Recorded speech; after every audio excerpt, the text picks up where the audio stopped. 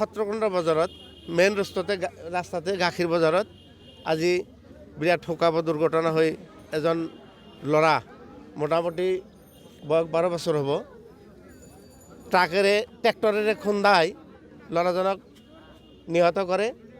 আমি ঘটনাৰ খবৰ লৈ আমি সত্ৰকুণ্ড বজাৰত উপস্থিত হওঁ। ইয়াতে মোটামুটি হাজাৰৰ অধিক মানুহ গ্যাদাৰিং হৈছে। আমি ট্ৰেক্টৰবিলাকে ইয়াতে যে ট্ৰেক্টৰ জিচিবিৰ মালিকবিলাকে যে ট্ৰেক্টৰ চলায়, আমি বহুদিন আগৰে পৰাই কৈ আছোঁ যে আপোনালোকে ট্ৰেক্টৰ চলাওক, কিন্তু মেইন ৰাস্তাতে এই সত্ৰকুণ্ড বজাৰৰ ওপৰত ইফালে ওচৰতে আমাৰ কলেজ সত্ৰকুণ্ড চাচৰা হাইস্কুল আছে, যে ছাত্ৰ ছাত্ৰীবিলাকৰ নিৰাপত্তা ৰক্ষা কৰি আপোনালোকে গাড়ী চলাওক।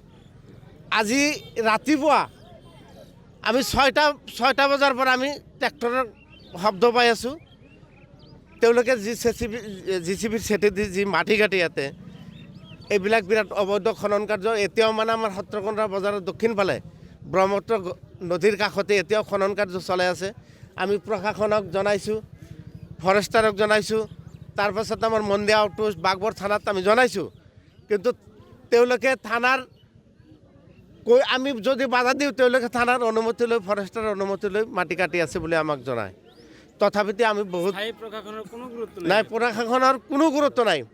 কিন্তু আমি স্কুলীয়া ছাত্ৰ ছাত্ৰীবিলাকক কৈছিলোঁ যে 9টাৰ আমাৰ সত্ৰকুণ্ড বজাৰত কেইবাটাও অনুষ্ঠান ৰাতিপুৱা 6টাৰ পৰাই আমাৰ স্কুলত ছাত্ৰ ছাত্ৰীবিলাক আহে যে 9টাৰ পাছত যদি তোমালোকে মাটি কাটিবা আৰু ৰাতি সন্ধিয়া 4টালৈ তোমালোকে কাটিব পাৰিবা। স্কুলৰ ছাত্ৰ ছাত্ৰীবিলাক যেতিয়া গুচি যাব তেতিয়া তোমালোকে মেইন ৰাস্তাত মাটি কাটিব পাৰিবা। কিন্তু তেওঁলোকে নামানি আজি এই ঠুকাব দুৰ্ঘটনাটো তেওঁলোকে কৰিলে। এইটো বিৰাট আমি গৰিহণা দিছোঁ এই কামত, আৰু আমি বিৰাট ঘৃণাৰে কৰিছোঁ, ঘৃণা জনাইছোঁ এইটো এই ট্ৰেক্টৰ মালিকবিলাকক আৰু যিসকলে ইয়াতে জিচিবি চলায় তেওঁলোকক। ল'ৰাটোৰ বয়স হ'ল 12 বছৰ। আমাৰ লাষ্টত আমি জানিবলৈ পালোঁ আমাৰ এই চাচৰা গাঁৱৰে মোৰে সম্পৰ্কীয় মানুহ, মোৰ চাচাতো ভাই আমাৰ এই যে নেৱাজৰ ডাঙৰ ল'ৰাজন তেওঁলোকে খুন্দি এনেকৈ নিহত কৰিছে। আমি তাৰ কাৰণে বহুত দুখিত, আৰু প্ৰশাসনৰ ওচৰত আমি দাবী জনাওঁ এই ল'ৰাজনৰ তাৰ যি ক্ষতিপূৰণ হৈছে আমি 10 লাখ টকা আমি ৰাইজৰ প্ৰশাসনৰ ওচৰত আমি দাবী জনাইছোঁ। ঘটনা আমি ৰাতিপুৱা ঘৰত আছোঁ, আমি গম নাপাওঁ। ঘটনাটো বজাৰত আমাৰ ডাঙৰ দাদাৰ ল'ৰা আহিলে, শুনা পালোঁ, আহি দেখাও পালোঁ বাস্তৱ নিজে। ট্ৰেক্টৰে এখন খুন্দাই মাটি কাটা ট্ৰেক্টৰে এখন খুন্দাই আমাৰ ভাতিজাক ডেড কৰি পেলালে। এতিয়া প্ৰশাসনৰ লোক আহি আমাৰ ভাতিজাক লৈ গ'লে, আৰু আমি আশা কৰোঁ বিগত দিনত জানি কোনো দালাল চক্ৰে মাটি কাটাৰ বন্ধ থাকক, আৰু ট্ৰেক্টৰ জানি মেইন ৰাস্তাত কোনোদিন নুঠে, আৰু কাৰোবাৰ জানি পুৰাণ যাতে দ্বিতীয়বাৰ নাযায় দুৰ্ঘটনা হৈ থাকে। আৰু মাটি স্থানীয় প্ৰশাসনে কোনো ব্যৱস্থা গ্ৰহণ কৰে না? কোনো ব্যৱস্থা গ্ৰহণ নকৰে।